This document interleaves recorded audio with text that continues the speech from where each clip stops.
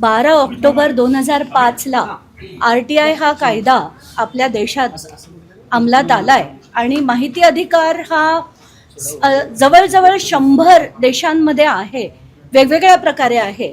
तर तो आपल्या देशात 12 ऑक्टोबर 2005 पासून लागू झाला. आज त्याला 20 वर्ष पूर्ण झाली. पण RTI कायद्यात आता तितकंसं सिरियसली घेतलं जात नाही. फार त्याच्यात बदल झाले आहेत, कोणी त्याला फारसं महत्त्व देत नाही आणि म्हणूनच मला असं वाटतं की सगळ्या चांगल्या लोकांनी त्याच्या विरुद्ध आवाज उचलून पुन्हा त्याला पहिल्यासारखंच बळ दिलं पाहिजे.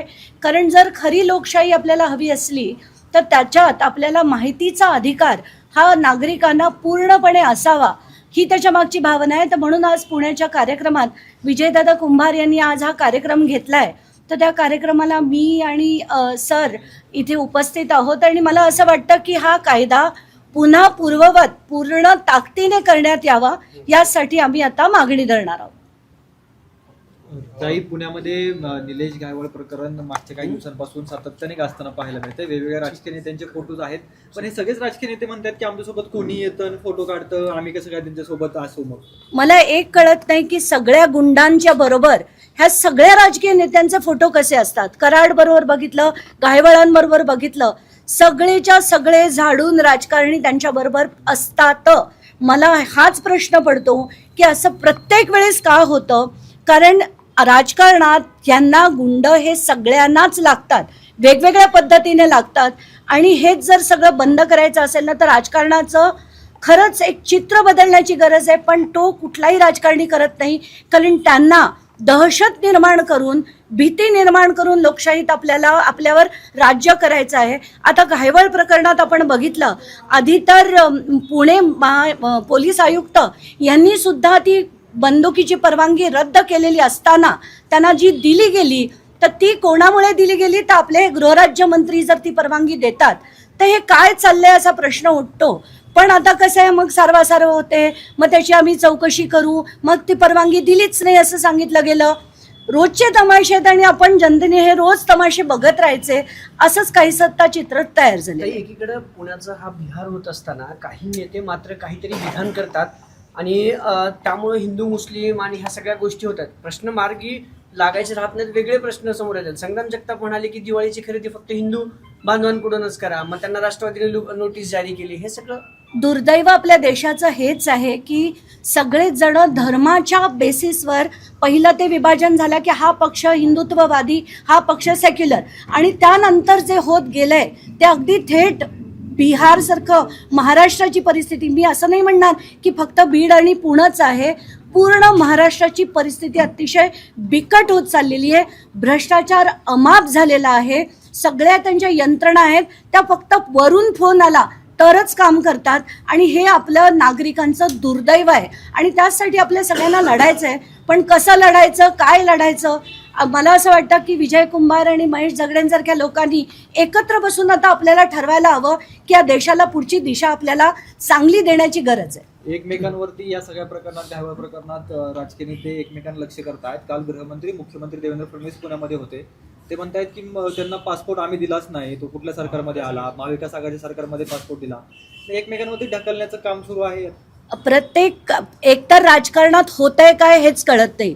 जो पक्ष आज एका पक्षाबरोबर आहे तो पक्ष त्याच्या विरोधात जातो आणि विरोधात गेल्याच्या दिवशी त्यांच्यावर आरोप करायला सुरुवात करतात. मग तुम्ही एकत्र का होतात हा पहिला प्रश्न. घायवळ प्रकरणात आपण बघतोय की आत्ताच्या घटनेला देवेंद्र फडणवीस म्हणतायत की आम्ही ती परवानगी किंवा त्याचा पासपोर्ट दिला नव्हता, मग तो गायब कसा झाला आम्हाला माहीत नाही, लंडनला कसा पळाला आम्हाला माहीत नाही. तर हे सगळं जे होत आहे ना ते अतिशय गलिच्छ पद्धतीने होत आहे, अतिशय किळसवाणी पद्धतीने होत आहे आणि लोकांना हाच प्रश्न पडतोय की आता या राजकारणाचं करायचं काय.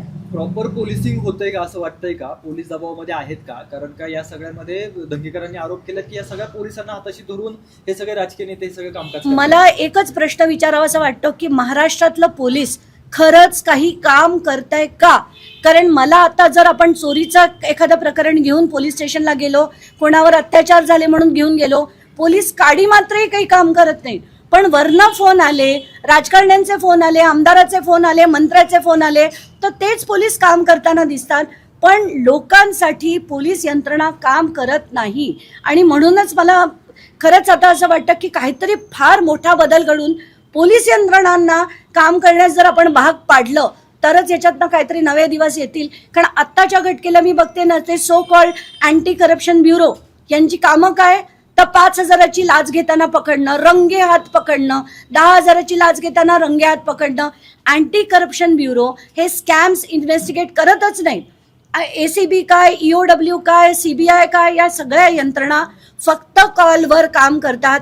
ईडी तर कम्प्लिटली, म्हणजे त्यांना सांगितलं गेलं आज प्रताप सरनाईकांच्या मागे लागा, आज एकनाथ शिंदेच्या मागे लागा, त्यांना आपल्या भाजप पक्षात परत घ्यायचंय, तर ती एवढी यंत्रणा काम करते. त्याच्या पुढे ती यंत्रणा कधीही काम करत नाही. कुठचाही विषय चौकशी लागते, चौकशी लागली की ते आज तगायत, कुठचाही रिपोर्ट बाहेर येत नाही आणि कोणीही जेलमध्ये जात नाही.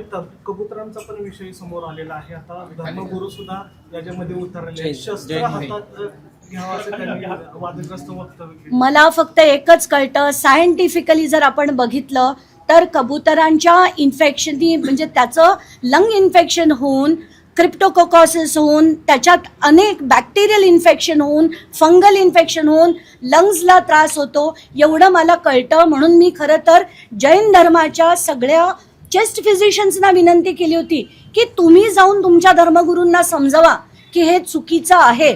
पण त्याच्यात सुद्धा राजकारण होतं, हत्तीत सुद्धा राजकारण होतं. आपल्या याच्यात ह्याच सगळ्या क्षुल्लक गोष्टींवर आपण राजकारण करतो. पण 9.9 लाख कोटीचं आत्ताचं महाराष्ट्रावरचं जे देणं आहे त्याच्यावर कोणीच बोलत नाही. कारण आपले अर्थमंत्री जे आत्ता आहेत ते 10वी पास आहेत, त्यांना काहीच कळत नाही की त्याची ॲसेट साईड काय, लायबिलिटीज काय, एवढे 9 लाख कोटी आपण परत आणणार कुठून, याची डेट आपण कमी करणार कशी, याच्याकडे त्यांना वेळच नाही किंवा कळतही नसेल.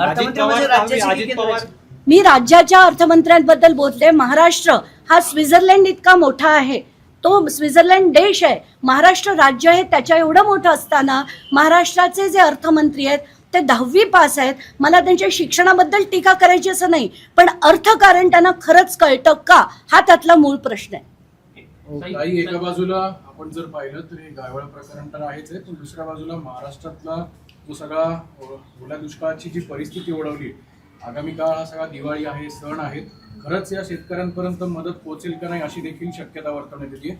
तुम्ही या सगळ्या गोष्टीकडे, सरकारच्या पावलांकडे कसं बघताय? मला खरंच जेव्हा एवढी जी पूर्णच्या पूर्ण मराठवाडा पट्टा असो, विदर्भ असो, जिथे एवढ्या मोठ्या प्रमाणावर पाऊस पडल्यानंतर पहिला प्रश्न माझ्या मनात हाच होता की ती माणसं आज खाणार काय. म्हणून बीड आणि धाराशिव या दोन्ही ठिकाणच्या कलेक्टरशी मी बोलले, त्यांच्याकडनं माहिती घेतली. मुंबईहून आम्हाला जेवढं पोचवता आलं तेवढ्या त्या कलेक्टरपर्यंत, आणि माझ्या इनफॅक्ट मयंक गांधी नावाचे जे माझे सहकारी होते त्यांनी तिथे थेट कॉर्पोरेट्सना नेऊन मोठ्या प्रमाणावर त्या गावांमध्ये अनेक गोष्टी पुरवल्या. एवढंच नाही तर मी एक चॅनल आहे ABP माझा, त्यांनी नुसता एक कार्यक्रम घेतला होता. त्याच्याकडे त्या कार्यक्रमात असंख्य मुलं जी मुंबई पुण्यात शिकतायत, जी खरं त्यांचे आई वडील मराठवाड्यातले शेतकरी आहेत, त्यांची माहिती मी घेतली. ती Zee24 तास नावाच्या दुसऱ्या चॅनलला दिली आणि त्यांना सांगितलं की तुम्ही याच्यावर कार्यक्रम करून त्यांना, त्या मुलांना मदत पोचेल असं करा. माझ्या मिस्टरांच्या ऑफिसमध्ये त्यांच्या CSR अंतर्गत त्यांना मदतीचा हात दिला. आणि एवढंच नव्हे तर मला वैयक्तिकपणे जेवढ्यांना मदत पोचवता आली, तर जालन्याची काही मुलं होती, त्यांचे थेट फी देखील आम्हाला जेवढं झेपेल तेवढं आम्ही पोचवलं.